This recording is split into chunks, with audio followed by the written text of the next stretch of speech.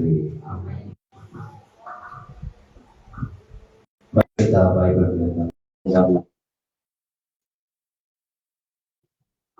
32వ అధ్యాయము ఆది కాండము 32వ అధ్యాయము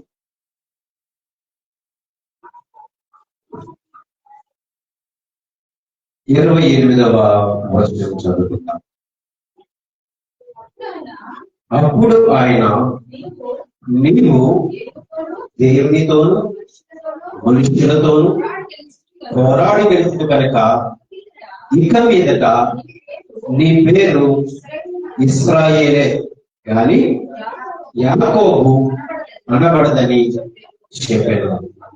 అప్పుడు యాకోబు నీ పేరు దయచేసి తెలుపమనెను. అందుకైనా నీవు ఎందు నిమిత్తం నా పేరు అడిగితివిని చెప్పి అక్కడ అతన్ని ఆశీర్వదించిన దేవుని స్తోత్రం. ఈరోజు జ్ఞానాంశము భక్తుడైన యాకోబు గురించి కొన్ని విషయాలు మనం నేర్చుకున్నాం. చాలా జాగ్రత్తగా విందాం. మనందరికీ తెలిసిన వృత్తాంతం సందర్భం ఇది. యాకోబు యొక్క చరిత్ర, యాకోబు యొక్క జీవితము ఎన్నో మార్లు మనం విన్నాం. మరొకసారి పరిశుద్ధాత్మ దేవుడు మనకి జ్ఞాపకం చేస్తున్నాడు. మన జీవితం మనం సరి చేసుకోవాలని, మన జీవితము ప్రభుకి అంకితం చేయాలని జ్ఞాపకం చేసుకుంటూ పరిశుద్ధాత్మ దేవుడు మరొకసారి మనకి జ్ఞాపకం చేస్తున్నాడు. మరొక వారు చదువుకొని మళ్ళా వెళ్తాం. 28వ వచనమే చదువుకుంటాం. అప్పుడు ఆయన, నీవు దేవునితోను మనుషులతోను పోరాడి గెలిచితివి. రెండు విషయాలు మనకు అనిపిస్తున్నాయి. ఒకటి దేవునితోని, రెండవది మనుషులతో పోరాడి గెలిచితివి అంటున్నాడు దేవుడు. ఎవరు అంటున్నాడు? యాకోబుని అంటున్నాడు. యాకోబు ఎవరు? యాకోబు ఎవరంటే ఇస్సాకు కుమారుడు. ఇస్సాకు ఇద్దరు కుమారుడు కదా, ఒకరేమో ఏశావు, మరొకరు యాకోబు. ఇప్పుడు యాకోబు గురించి మనం చెప్పుకుంటున్నాం. ఇదే మాట మనం జ్ఞానంగా ఈరోజు దేవుడు అంటున్నాడు, యాకోబు చేసిన ప్రార్థన బట్టి, ప్రభా నీవు నన్ను ఆశీర్వదిస్తే కానీ నేను ఎక్కడి నుంచి పోలేమని అంటాడు. ఆ ప్రార్థన దేవునికి అడ్డుపడిస్తుంటే మనం ఇక్కడ చూస్తున్నాం. కానీ ఇక్కడ ఏమంటున్నాడు దేవుడు? యాకోబు నీవు దేవునితో పోరాడితే అంటే ఏంటి? పోరాటం అంటే మనకి అర్థమైన రీతికి ఏంటి మనకి అర్థమవుతుంది? యుద్ధమే కదా పోరాటం. జీవితంలో పోరాటం, ఎక్కడికి వెళ్ళినా మనకి పోరాటం అంటే చెప్పాలంటే యుద్ధము. కానీ ఇక్కడ ఏమంటున్నాడు దేవుడు? యాకోబు నీవు దేవునితో పోరాడితివి, మనిషితో కూడా పోరాడితివి. ఏంటి దానికి అర్థము? అంటే యాకోబు తన జీవితంలో ఎన్నో పోరాటాలు ఎదుర్కొన్నాం. ఎప్పుడు చూసిన మోసగాడని అంటాం చాలా మంది. కానీ తన జీవితంలో ఎన్ని పోరాటాలంటే, మొదటిగా తన సహోదరి అయినటువంటి ఏశావు తనని చంపడానికి ఎంతో ప్రయత్నం చేస్తాడు. అక్కడి నుంచి పారిపోతాడు. ఎక్కడికి వెళ్ళిపోతాడు? తన మామ దగ్గరికి వెళ్ళిపోతాడు, లాభం దగ్గరికి. అక్కడ కూడా 21 సంవత్సరాలు కొలువు చేస్తాడు. అంటే ఇవన్నీ పోరాటమే తన జీవితంలో. చివరికి తను మన వెనుదిరి వచ్చుతున్నప్పటికీ తన మామైన లాభాలు కూడా వ్యతిరేకంగా వచ్చాడు. ఇక్కడ కూడా యాకోబుకి ఏంటంటే పోరాటము. తన జీవితంలో చూస్తే ఎక్కడ చూసినా పోరాటమే పోరాటమే పోరాటమే. తన జీవితాన్ని కొనసాగిస్తూ వస్తున్నాడు. ఇప్పుడు చివరికి దేవుడి దగ్గరికి వచ్చాడు. మరలా దేవుడికి ప్రార్థన చేస్తున్నాడు. ఇప్పుడు దేవుడితో ఎలా పోరాడతాడు? దేవుడికి వ్యతిరేకంగా ఉండగలడా యాకోబు? శత్రువుగా ఉండగలడా? ఎలా పోరాడాడు? పోరాటం అంటే మన గొడవే కదా, లేదా యుద్ధమే కదా. నా జీవితంలో ఎన్ని పోరాటాలండి అంటాం. కానీ యాకోబు దేవుని మీద పోరాడి గెలిచాడు అన్నమాట. ఎలా పోరాడాడు? తన జీవితంలో ఏమో పోరాడతాడు, తన జీవిత కాలం అని చెప్పాలంటే చాలా సంవత్సరాలు పోరాడుతూ చివరికి దేవుడు పాదాల చేతికి వచ్చాడు. ఇప్పుడు దేవుడితో ఏం పోరాడాడు దేవుడితో? ప్రభా నేను నాకు ఇవ్వాలి ఖచ్చితంగా అంటున్నాడా? ఇన్ని కష్టాలు పడుతున్నాను నువ్వు నాకు ఇవ్వాలి అడుగుతున్నాడా? ఏంటి పోరాటం? ఎట్లా ఈ పోరాటము చూద్దాము. హోషేయ గ్రంథంకి వెళ్దాం. 750 పేజీల హోషేయ గ్రంథం 12వ పాత నిబంధన గ్రంథం.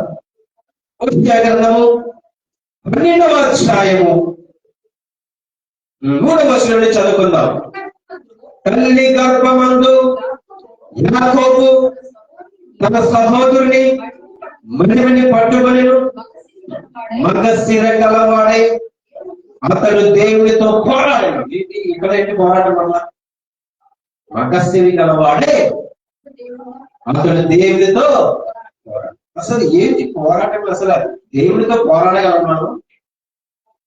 దేవునికి వ్యతిరేకంగా మనం జీవించగలమా? తెలుసు కదా మనందరికీ. దేవునికి మన శత్రువు అయితే మనకి తెలుసు కదా. దేవుని మాట వినకపోతే మన శత్రువు అవుతాం, ఇది తెలుసు. అంత పోరాటం ఎలా చేశాడు యాకోబు? అంత ధైర్యం ఉందా? అంత బలం ఉందా? దేవుని ముంగట నిలబడే అర్హత ఉందా? పోరాటం చేయగలరా యాకోబు? ఏ పోరాటం చేస్తున్నాడు? చూద్దాం. కింద వచనం వచ్చేద్దాం. మరో చూద్దాం. 3వ వచనం నుంచి మళ్ళా చేద్దాం. తల్లి గర్భమందు యాకోబు తన సహోదరుని మడిని పట్టుకొనెను. మగసిరి గలవాడే అతడు దేవునితో పోరాడాడు. ఇంపార్టెంట్ మాట ఇది. ఇది చాలా అద్భుతమైన మాట. అతడు దూతతో పోరాడి జయం పొందెను అంటే విజయం పొందుతున్నాడు యాకోబు. తర్వాత మాట ఎలాగా? అతడు కన్నీరు విడిచి అతని బతిమాలెను. ఏంటి పోరాటం? ఇదేనా? యాకోబు ఏం చేశాడు? చదువుతాడు మరలా 4వ వచనం. అతడు దూతతో పోరాడి జయం పొందెను. అతడు కన్నీరు విడిచి అతని బతిమాలెను. బేతేలులో ఆయన అతనికి ప్రత్యక్షం అయ్యాను. అక్కడ ఆయన మనతో మాట్లాడని చెప్తున్నాడు. హోషేయ ఏం బతిమాలింటికి? కన్నీరు కార్చాడు. పోరాటం అంటే దేవునితో పోరాటం కాదు. ఏం చేశాడు యాకోబు? కన్నీరు కార్చి కాళ్ళు పట్టుకున్నాడంట. ఏం పట్టుకున్నాడు? కాళ్ళు పట్టుకున్నాడు. ప్రతిమాలు కూర్చున్నాడు. ప్రభా నన్ను దీవించిన ఆయన, ఇంతవరకు నేను ఎంతో పోరాటం కలిగి ఉన్నానయ్యా, నా జీవితం అయినా పోరాటాలయ్యా. కాళ్ళు పట్టుకొని వదలట్లేదంట. అంటే ఏంటి? దేవుని సన్నిధిలో దేవుని ప్రతిమాలు కూర్చున్నాడు. యాకోబు ఏడుస్తున్నాడు, కన్నీరు విడుస్తున్నాడు. ఇవన్నీ చూసి దేవుడు అంటున్నాడు. ఇప్పుడు మనం మొదటి వద్దాం. ఆదికాండం చదివాం కదా, 32వ అధ్యాయం చదివాం కదా. ఏం చదువు? 28వ వచనంలో యాకోబు నువ్వు దేవునితోనూ మనుషులతోనూ పోరాటం చేసి గెలిచితివి అన్నాడు. ఇప్పుడు యాకోబు ఎవరి మీద గెలిచాడు? నిజంగా దేవుని విషయంలో అయితే ప్రతిమాలుకుంటున్నాడు కాళ్ళు పట్టుకొని. అంటే ఇక్కడ ఏంటి? ఒకవేళ దేవుడు అడిగాడా? ఏదైనా అడిగాడా? ఎందుకు నా జీవితం ఎలా చేసావు అడిగాడు యాకోబు? ఎందుకు నా జీవితం ఇంత పోరాటము? ప్రతిరోజు నాకు పోరాటమేనా అని అడిగాడా? యాకోబు ఎలా అడిగాడు? ఎలా అడిగాడని? కన్నీరు విడిచి బ్రతిమాలుకున్నాడంట. పాదాలు పట్టుకున్నాడు దేవుడి పాదాలు.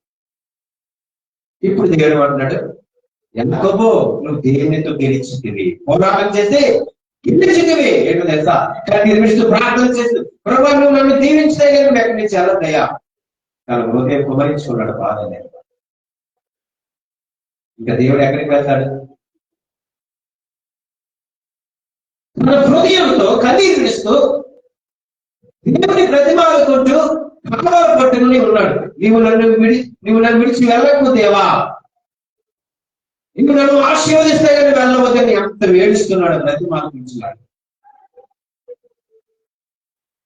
అక్కడి నుంచి అటువంటి ప్రార్థన చేస్తే దేవుడు వెళ్తాడా? నీ ప్రార్థన వింటాడా లేదా? నమ్మకం ఉందా లేదా? విశ్వాసం ఉందా లేదా? అంత ధైర్యంగా అంటున్నాడు, నీవు నన్ను ఆశీర్వదిస్తే ఇక్కడి నుంచి వెళ్ళడానికి లేదు దేవా. ఏడుస్తున్నాడు. ఏదో మామూలు చెప్పట్లేదు. పోరాటం అంటే ఏదో నువ్వు నన్ను దీవిస్తే పోదారు, నువ్వు నన్ను దీవించాలి, తప్పదు, నేను ప్రార్థిస్తున్నాను, నేను మందిరానికి వస్తున్నాను, అది చేస్తున్నాను, ఇది చేస్తున్నాను, ఖచ్చితంగా నాకు చెయ్యాలి అసలే. ఏం చేస్తున్నాడు? తగ్గించుకొని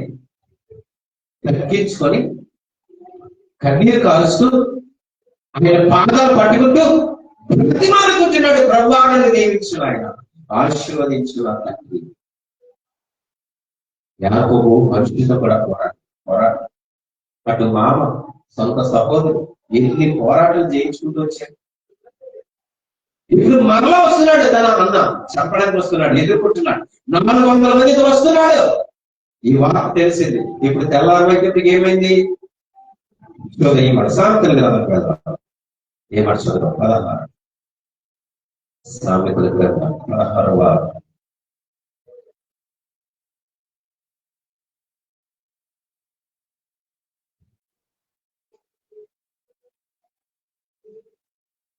అధ్యాయము 7వ వచనం. ఒకరి ప్రవర్తన యెహోవాకు ప్రీతికరమైనప్పుడు ఆయన వారి శత్రువులను వారిని మిత్రులుగా చేయడం. ఏంటి ఇక్కడ మాట అంటే? ఇక్కడ యాకోబు దేవుడు పట్టుకున్నాడు. ఇప్పుడు ఎవరైతే శత్రువులు ఉన్నారో ఏమవుతుంది? ఇప్పుడు దేవుడు ఏం చేస్తాడు? మిత్రులుగా చేస్తాడట. తెల్లవారేటప్పటికి భయపడుతున్నాడు యాకోబు. అయ్యో నన్ను వచ్చేస్తున్నాడు నన్ను చెప్పడానికి అంటున్నాడు. కానీ దేవుడు ఏం చేశాడు? రాగానే ఏం చేశాడు తెలుసా? యాకోబుడి కౌగిలించుకున్నాడు, బుద్ధి పెట్టుకున్నాడు. మందుకే దగ్గర ఎంత భయపడుతున్నాడో తెలుసా యాకోబు? తన కుటుంబాన్ని వేరుపరిచాడు, ఒక్కడే మిగిలిపోయాడు. నేనేమైనా పర్లేదు, నా కుటుంబం ఏమీ కాకూడదని వారిని వేరుపరిచాడు. ఒక్కడే ఎదుర్కొని వెళ్తున్నాడు. వెంటనే రాగానే కౌగిలించుకొని బుద్ధి పెట్టుకున్నాడు. ఎవరు చేశారు అలాగా? ఎవరు చేశారు? అంతకుముందు ఏం చేశాడు యాకోబు? దేవుడి పాదాలు పట్టుకున్నాడు. ఏదైనా గొడవ అయిందనుకో, ఒక 4 ఎదురు చెప్తాను. ఏం చెప్తాం? ఇలా ఫలానా అవుతుంది, శత్రువులు ఉన్నారని చాలా మందికి చెప్తాం. కానీ యాకోబు ఎవరు చెప్పాడు? చెప్పాడా? చెప్పలేదు. దేవుడి పాదాలు పట్టుకున్నాడు, కన్నీరు విడిచాడు. తారుమారు అయిపోయింది కదా, అయిపోయింది. కనుక ఇక్కడ చూస్తే మనము ఉద్యోగాల్లో చూస్తే అంటున్నాడు, కన్నీరు విడిచి ప్రార్థించాడు, దేవుడి పాదాలు పట్టుకున్నాడు, విడిచిపెట్టలేదు, బ్రతిమాలుకున్నాడు. ఎన్ని మాటలు వచ్చి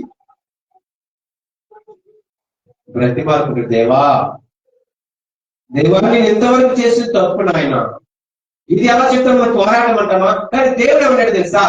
అవును, యాకోబు ప్రార్థించాడు, కన్నీరు దాచాడు, నా నుండి ఆశీర్వాదం పొందుకున్నాడు, పోరాడాడు. ఎందులో? నాతో, దేవుడితో.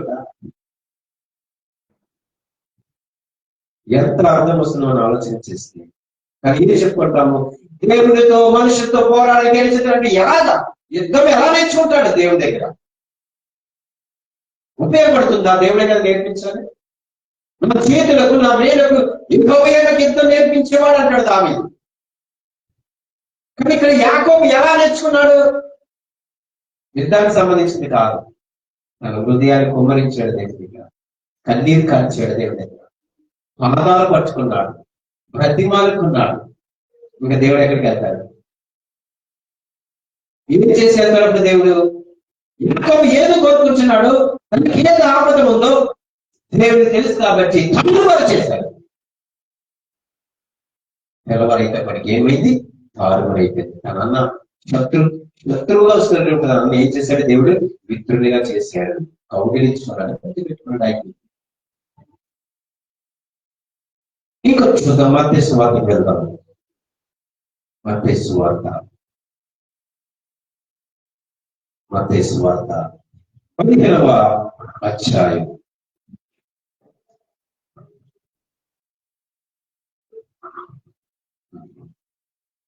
మత్తయి సువార్త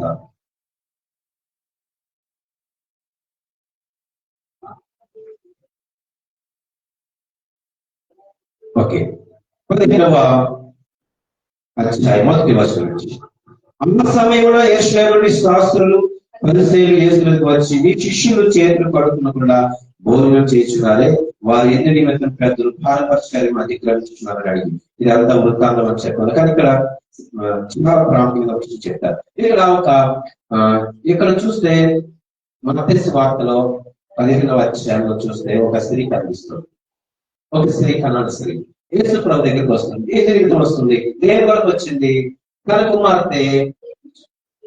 కుమార్తె చావు బ్రతుకులో ఉంది. కుమార్తె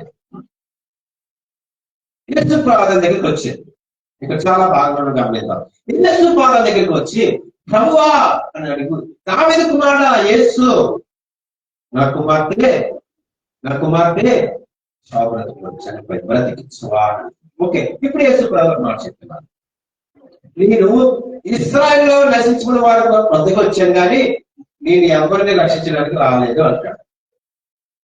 ఇక్కడ మనం అర్థం చేసుకోవాలి, ప్రభువా నువ్వు ఎలాగైనా సరే, కుక్కనన్నావా పర్వాలేదు, కుక్క పిల్లన్నా పర్వాలేదు, ఏదైనా పర్వాలేదు, ఆ కుక్క పిల్లలు తీసుకున్న రొట్టె ముక్కలైనా పర్వాలేదు, ఏదంట అంటే నేను అర్థం ఏంటి? ఇక్కడ కూడా అర్థం ఏంటి? తగ్గించుకుంది. ఎవరు పాదాలు పట్టుకుంది? యేసు పాదాలు పట్టుకుంది. నువ్వు నన్ను బ్రతికిస్తూ పర్లేదు ప్రభా, నన్ను ఎంత నీచురాలని చూసినా, నన్ను ఎంత తప్పు చూసినా పర్లేదు, నీ పాదాలు పట్టుకుంటాను నేను, నీ పాదాలు పట్టుకుంటాను. ఏడుస్తుంది, కన్నీరు విడుస్తుంది. ఇప్పుడు ఈమె పోరాటం గెలిచిందా ఓడిపోయిందా? ఈమె పోరాడింది కదా, గెలిచిందా లేదా? ఎలా గెలిచింది? ఎవరైనా ఒక మాట అంటే, ఏదైనా ఒక పశువుతో పోలిస్తే మనకి ఎంత కోపం వస్తుంది, ఒక జంతువుతో పోలిస్తే మనకి ఎంత కోపం వస్తుంది. చాలా పౌరుషంగా పైకి చేస్తాం కదా, నన్ను ఎలా అంటావా, నన్ను అలాగంటావా? మరి ప్రభు ఏమన్నాడు? ప్రభు? నువ్వు కుక్కమే అనగా ఏమంటా మనం? కానీ ఆమె ఎంత తగ్గించుకుందంటే, పర్లేదు ప్రభు, నువ్వు నన్ను ఏమన్నా, మనం ఏ విధంగా నువ్వు అన్నా పర్లేదు, ఏ విధంగా నన్ను వర్ణించినా పర్లేదు, కానీ పాదాలు పట్టుకుంటాను, పాదాలు పట్టుకుంటాను, నేను విడిచిపెట్ట, కన్నీరు కాల్చి ప్రార్థన చేసింది. ఇప్పుడు ఏమంటున్నాడు ప్రభు? ఈమె విశ్వాసము వీరికంటే గొప్పది అంటున్నాడు. అక్కడ చాలా మంది శాస్త్రులు ఉన్నారు, సర్దుకాయలు చాలా మంది ఉన్నారు, అక్కడ శిష్యులు కూడా ఉన్నారు. ఆమె నడుస్తుందయ్యా, ఎందుకు కేకలు పెడుతుంది? దావీదు కుమారుడా నా కుమార్తెను రక్షించడం అవుతుంది, ఎందుకు మనం ఆమెను పంపించడం ఆగండి. కానీ ఆమె ఏం చేసిందంటే కన్నీరు కాచి పాదాలు పట్టుకుంది, పాదాలు పట్టుకుంది. ఇప్పుడు చెప్పండి, ఆమె పోరాడి ఓడిపోయిందా, గెలిచిందా? గెలిచింది. కానీ ఇక్కడ మనం ఆలోచన చేస్తే ఇంకా మనం ప్రభు శిష్యుల దగ్గరికి మనం చూసుకోవచ్చు. ఒకరు పేతురు, మరొకరు ఇస్కరియోతు యోధ, ఇద్దరు చూసుకోవచ్చు. ఇద్దరు కూడా పోరాటం చేశారు దేవుడి మీద. ఎవరంటే ఒకరేమో ఇస్కరియోతు యోధ పోరాటం చేశాడు, పేతురు కూడా పోరాటం చేశాడు. ఎలా చేశాడు పేతురు? పేతురు ఎలా పోరాటం చేశాడు? ఆయన శిలువుకు అప్పగింప ముందే, అంటే ఆయన శిలువు జ్ఞానం చేయకముందే, అంటే ఆయన శిలువుకి ఎక్కక ముందే ఈ భయంకరమైన సరివేదం చూసి పేతురు ఏమన్నాడంటే, మిగతా వారు అడుగుతుంటే యేసయ్య నాకు ఎవరో తెలియదు అన్నాడు, ప్రభు ఎవరో నాకు తెలియదు అన్నాడు. అంటే దేవుడి మీద పోరాటమేనది? నేను పోరాటమేనా? దేవుడు అంటే ఎవరో నాకు తెలియదు యేసయ్య అంటున్నాడు. నీవే కదా యేసుతో నన్ను అడుగుతుంటే, కాదు నేను కాదు, నాకు యేసయ్య అంటే ఎవరో తెలియదు, నాకు ప్రభు ఎవరో తెలియదు అన్నాడు. చివరికి పేతురు ఇస్కరియోతు ఏం చేస్తున్నాడు? మొదటి నుంచి యేసయ్యని ఎలా అప్పగించాలో, జ్ఞానికి ఆశపడి ప్రభువుని ఎలా అప్పగించాలో చూడండి. ఇద్దరు కూడా పోరాటం చేస్తున్నారు. ఎవరితోటి? దేవునితో.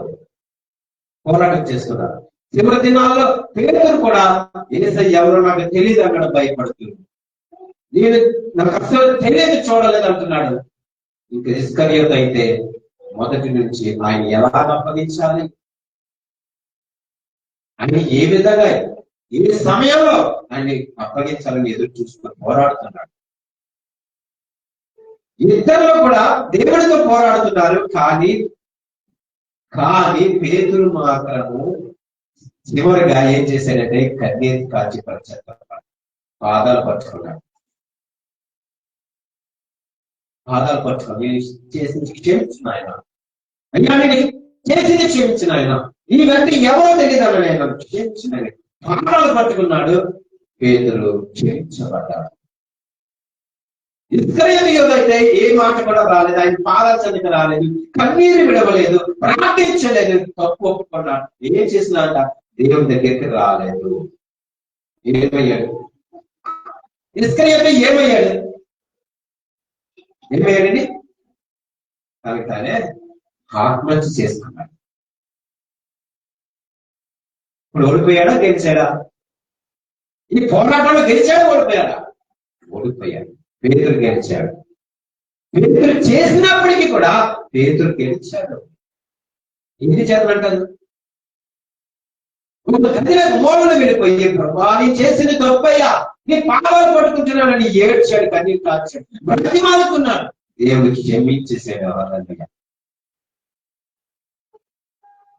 ఇందుకే మనకి ఏం అర్థమవుతుంది ఇదంతా ఆలోచన మనం వింటుంటే? మనం ఏం చేయాలనిపిస్తుంది?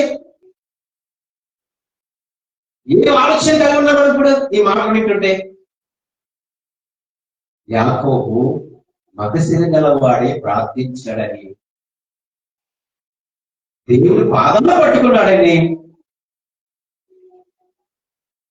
దేవుడి ప్రతిమానుకున్నాడని మనం చూస్తున్నాం లేఖనాలు. ఇప్పుడు ఏం పొందుకున్నాడు? విజయాన్ని పొందుకున్నాడు. విజయం పొందుకున్నాడు. యాకోబు, ఇక నుంచి నీ పేరు యాకోబు కాదు, ఇశ్రాయేలే. ఎందుకంటే నువ్వు జయం పొందుకున్నావు. కనుక మనం ఇవన్నీ ఆలోచన చేస్తుంటే, ఇవన్నీ మనం గమనించినట్లయితే మన జీవితంలో ఎన్నో పోరాటాలు వస్తాయి, ఎన్నో ఆటంకాలు మనం అనుభవిస్తాం, ఎన్నో ఇబ్బందులు, శ్రమలు ఎదురవుతాయి. కానీ వాటిని బట్టి మనము వ్యతిరేకంగా దేవుడితో పోరాటం చేయడం కాదు, కానీ మనం తగ్గించుకొని దేవుని పాదాలు పట్టుకొని కన్నీరు విడుచుతూ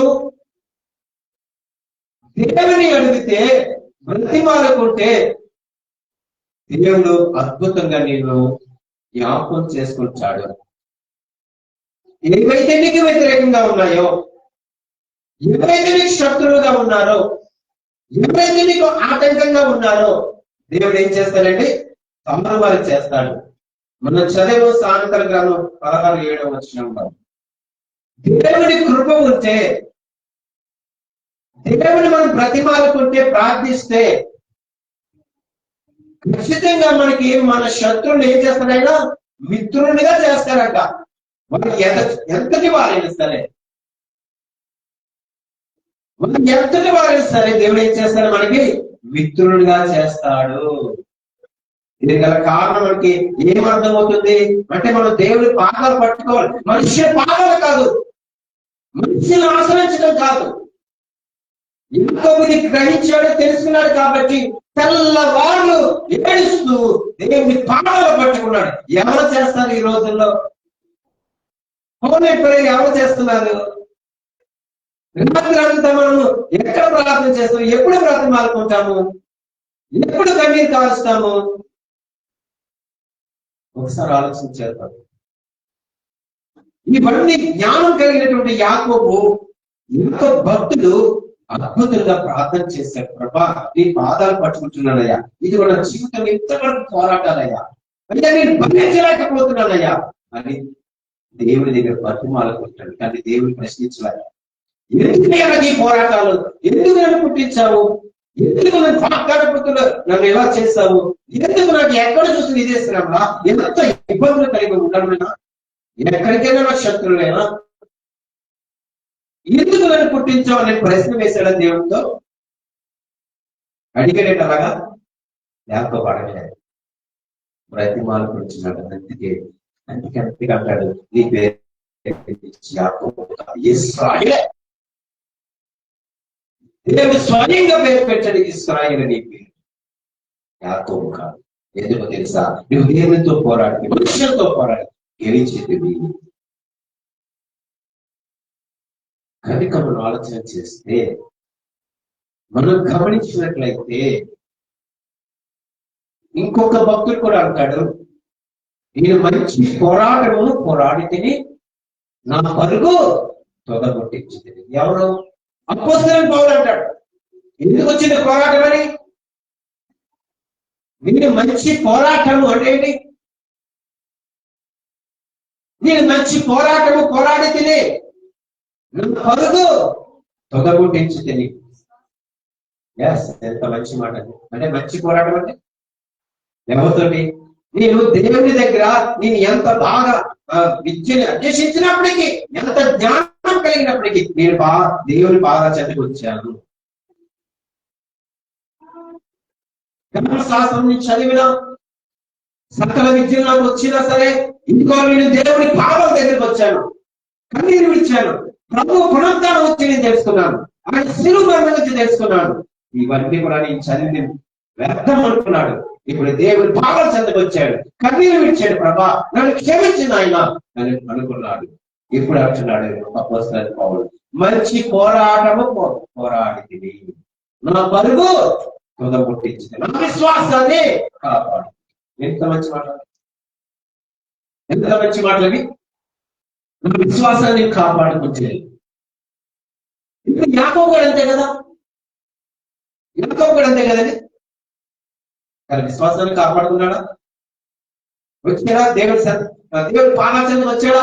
వచ్చాడు, ప్రార్థించాడు, కన్నీరు విడిచాడు, అనుకున్నాడు, విశ్వాసం కాపాడుకున్నాడు. విడవలేదు, పట్టు విడవలేదు.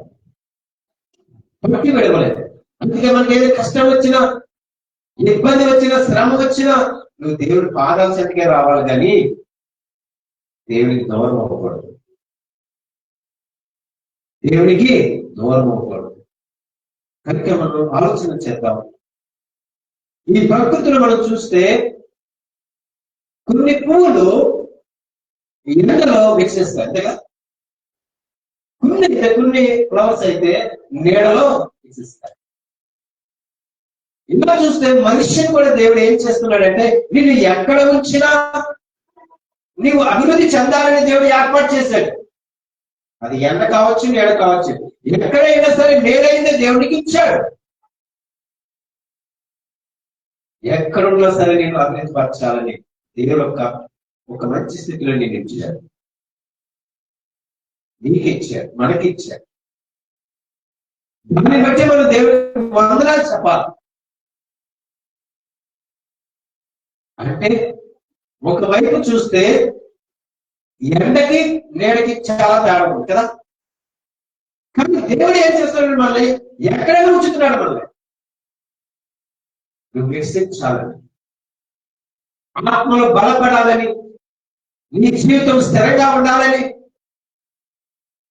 నీ జీవితం బాగుండాలని దేవుడు ఒక ప్రాంతంలో ఎక్కడైనా పెడుతున్నాడు. నువ్వు బాగుంటావు ఆయన పెడితే. అందుకే మనం యాకోబు జీవితంలో అటు కష్టము చూశాడు, సుఖము చూశాడు, పోరాటము పోరాడాడు. మనందరం వేళ ఆయన శత్రుడు కదా. ఎంత మరి ఎలా భరించారు ఆయన? నిజంగా ఎన్ని సంవత్సరాల కొరకు చేశాడు ఆయన పోరాటం. తన జీవితంలో పోరాటం. కానీ అద్భుతంగా దేవుడు ఏమన్నాడు తెలుసా? యాకోబు, ఇక్కడ ఇచ్చి నీ పేరు యాకోబు కాదు, ఇశ్రాయేలే. ఎంత గొప్ప మాట అది. యాకోబు నుంచే కదా వచ్చాడు ఇశ్రాయేల్. అంతే కదా మనం అందరూ చెప్పుకుంటున్నాం. అందులో వచ్చే కదా యోధా వచ్చాడు, అందులో వచ్చే కదా యోధా నుంచి ఎవరు వచ్చారు? యేసయ్య వచ్చాడు. ఎంత శ్రేష్టమైన పేరు ఇచ్చాడు దేవుడు. ఇప్పుడు దేవుడు మళ్ళీ అంటాడు కదా, అంటాడా? ఇక్కడ నుంచి ఇక నుంచి నువ్వు లోకానికి సంబంధించినవాడు కాదు, నువ్వు నా ప్రియ కుమార్తెవే. నా ప్రియ కుమారుడు అనగల దేవుడు నువ్వు చూసి, నువ్వు లోకానికి సంబంధించిన వాడు కాదు, నువ్వు లోకానికి సంబంధించిన వాడు కాదు. ఇప్పుడు ఎవరో తెలుసా, నువ్వు నా ప్రియమైన కుమారుడు, నా ప్రియమైన కుమార్తెవి అని దేవుడు మనం అనగలడా? అంటాడా? అన్ని రీతిగా మనం చేయగలమా? ప్రార్థించగలమా? కన్నీరు విచ్చగలమా? ప్రతిమాలుకుంటామా? లేదు. ఎక్కడ చేస్తావు? నీ కుటుంబం గురించి ప్రతిమాలుకుంటావా? నీ గురించి ప్రతిమాలుకుంటావా? నీ రక్షణ గురించి నువ్వు ప్రతిమాలుకుంటావా? రక్షణ చాలా ప్రాముఖ్యమైనది దేవుడి. ఇవన్నీ కోల్పోయాడు యాకోబు. చివరికి దేవుడి పాదాల పట్టుకుని గెలిచి హృదయవంతమైనటువంటి వేదన, తన మనసులో బాధ దేవుడికి చెప్పుకున్నాడు, మొదలుపెట్టుకున్నాడు, పాదాలు పట్టుకున్నాడు, కన్నీరు కాల్చాడు. ఇప్పుడు కీర్తనలో చదువుతాం, కన్నీరు విడుచు ఇద్దువారు సంతోషగానములతో పంటకు వస్తారు, పనులు మోసుకుని వస్తారు, పంటకు వస్తారు, మోసుకొని వస్తారు. ఏం చేశాడు? ఫస్ట్ యాకోబు కన్నీరు విడిచాడు, పాదాలు పట్టుకున్నాడు, దేవుడి పాదాలు. సంతోషగానములతో ఏం చేశాడు? పంటకు వస్తాడు ఫస్ట్, తన తర్వాత పనులు మోసుకొని వచ్చాడు. అంతగా ప్రార్థించిన యాకోబు. మరి ఈ రోజు మనము ఏమి నేర్చుకున్నాం? మనం నేర్చుకునే వారమే, నిజమే నేర్చుకుంటాం, కానీ దాన్ని అనుసరించే వారు కూడా ఉండాలి, అనుసరించే విధంగా కూడా ఉండాలి. ఈ రోజు దేవుడు నాతో మాట్లాడుతున్నాడు. ఆయన వాక్కు నీ దగ్గరికి వచ్చింది, నువ్వేం చేయాలి? నువ్వేం చేయాలి? అనుసరించాలి.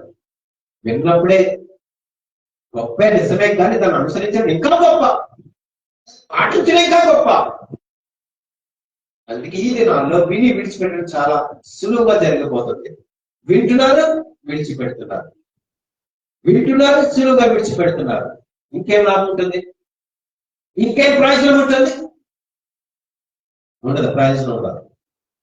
ఆ దేవుని మాట విన్నప్పుడు వాటి ప్రకారం, దాని ప్రకారం వాక్యాన్ని అనుసరించినప్పుడే అందులో నువ్వు చూస్తావు మజా, అసలు మజా. లేదంటే నువ్వు ఎప్పటికీ మనం వినేవారిగా ఉండిపోతాం, వినేవారిగా ఉంచిపోతాం. కానీ యాకోబు జీవితం మనం చూస్తే మన జీవిత యాత్రలో ఎన్ని కష్టాలు అనుభవించాలి, కానీ వాటి నుంచి విడుదల పొందాలంటే ఎవరి దగ్గరికి వచ్చాడు? ప్రభు దగ్గరికి వచ్చాడు, పాదాలు పట్టుకున్నాడు, కన్నీరు విడిచాడు, ప్రతిమార్పించినాడు. ప్రభా, నీవు నన్ను ఆశీర్వదిస్తేనే గాని, నీవు నన్ను దీవిస్తేనే గాని ప్రభా వెళ్ళకండి తండ్రి అని ప్రతిమాలుకున్నాడు. నువ్వు ప్రతిమాలుతున్నావా దేవుని? వేడుకుంటున్నావా దేవుని? ఈ విషయంలో కోల్పోయినా, నీకు ఇబ్బంది వచ్చినా, నీకు ఆటంకం వచ్చినా ప్రభు పాదాల దగ్గరకు వస్తున్నావా? మొదటిగా దేవుని సన్నిధికి వస్తున్నావా? వచ్చిన తర్వాత ఏం చేయాలి? కన్నీరు విడిచి ప్రార్థన చేయాలి, అన్నదం ఎలుగెత్తి ప్రార్థన చేయాలి. ఇవేమి చేయకుండా ఏదో యాకోబు గురించి చెప్పేస్తాం, ఆయన ఏదో పోరాటం అంటున్నాను, ఇది సన్నిధానికి వస్తున్నాను. దేవుని సన్నిధికి రావాలంటే పాద సన్నిధి కదా. వచ్చినప్పుడు నువ్వేం చేయాలి? కన్నీరు విడుస్తూ బ్రతిమాలుకుండాలి, బ్రతిమాలాలి దేవుని. ప్రభా, ఇదిగో నీ సన్నిధికి వచ్చానయ్యా, నీ పాదాలు పట్టుకున్నానయ్యా, నా కన్నీరు తుడుగు తండ్రి, నువ్వు నన్ను ఆశీర్వదించు ప్రభా, దీవించు ఆయన, నీకు లోబడి ఉంటానయ్యా. యాకోబు తగ్గించుకున్నాడు, లోబడ్డాడు, పాదాలు చెందుకు వచ్చాడు, కన్నీరు ఇచ్చాడు, ప్రతిమాలుకున్నాడు. తర్వాత ఏం పొందుకున్నాడు? దేవుని ద్వారా ఆశీర్వాదం పొందుకున్నాడు. మరి నీవు మనం భక్తులని యాకోబు గారి చరిత్ర మనం వింటుంటే ఇంకా చాలా అద్భుతమైన మాటలు కనిపిస్తాయి.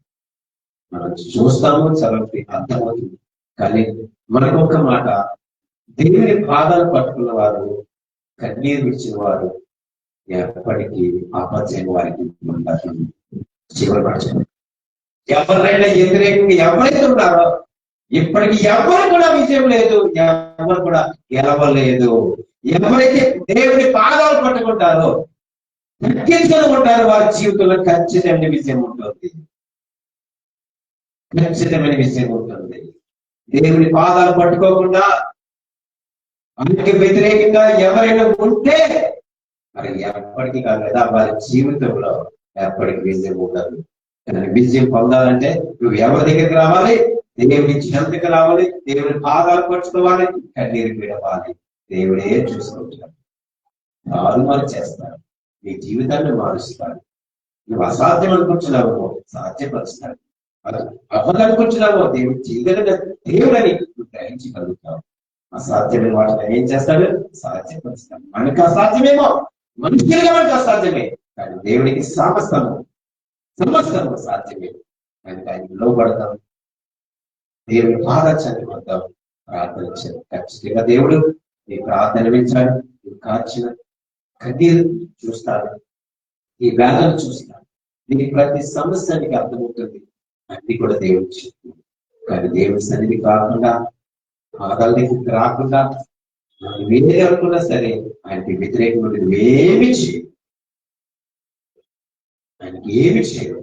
మన జీవితంలో విజయం పొందుకోవాలంటే ఆయన వల్లే మనకి సహాయం కలుగుతుంది, ఆయన వల్ల మనకి విజయం కలుగుతుంది. కాబట్టి ఆయన పాదాలు పట్టుకుందాం, ప్రార్థన చేద్దాం, తగ్గించుకుందాం, సన్నిధికి నిశ్చయం వద్దాం, మన హృదయాన్ని దేవుని పాదాలు చేద్దాం, గమనించుకుందాం. పరిశుద్ధ వాక్యం దీవించి ఆశీర్వదించుకుందాం. ప్రార్థన చేస్తాం. పరిస్థితిగా ఉండాలి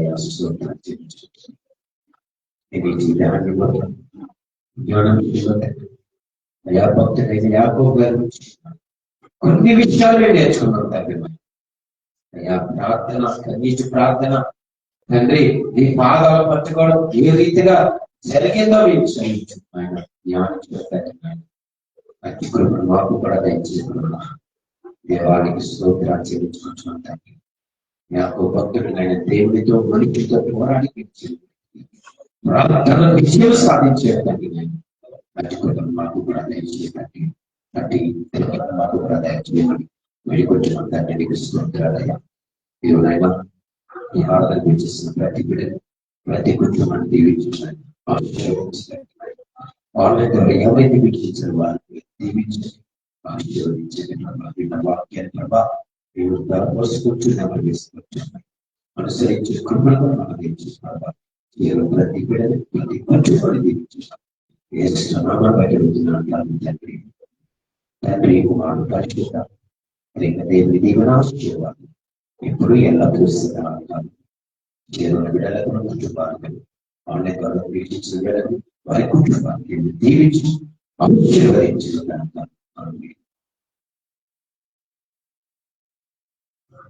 వందనాలు.